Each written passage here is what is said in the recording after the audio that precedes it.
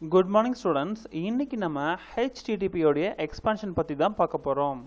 It is nothing but Hypertext Transfer Protocol.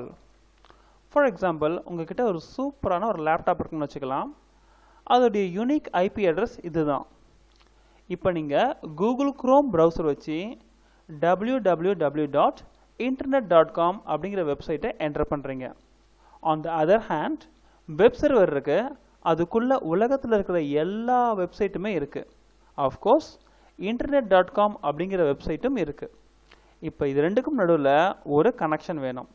Okay, you see, இந்த Google chrome ப்ரௌசர்ல இருந்து யாராவது இந்த வெப் சர்வருக்கு போய் எனக்கு internet.com அப்படிங்கிற வெப்சைட் வேணும்னு கேட்டு அந்த வெப்சைட்டை வாங்கிட்டு வந்து மறுபடியும் இந்த கூகுள் குரோம் ப்ரௌசருக்கே கொடுக்கணும்.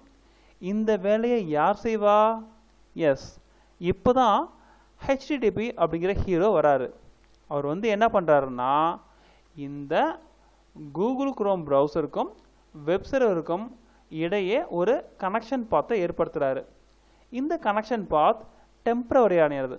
ஓகே, ஸோ எந்த கனெக்ஷன் பாத் ரெடி பண்ணாரோ அது வழியாக ட்ராவல் பண்ணி வெப் சர்வருக்கு போகிறாரு. போய் என்ன கேட்குறாரு?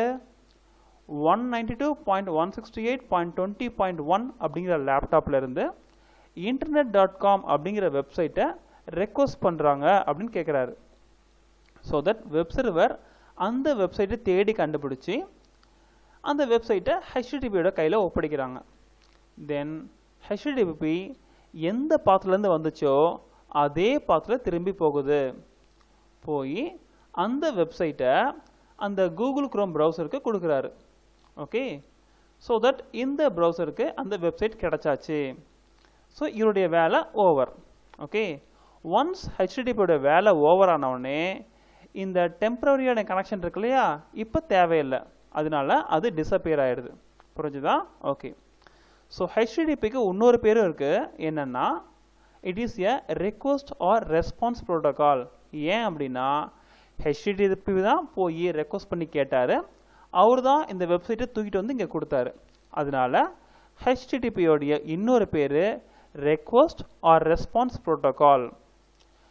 இதுக்கு இன்னொரு பேரும் இருக்குது. அது என்னென்னு பார்த்தீங்கன்னா, it is a connectionless protocol.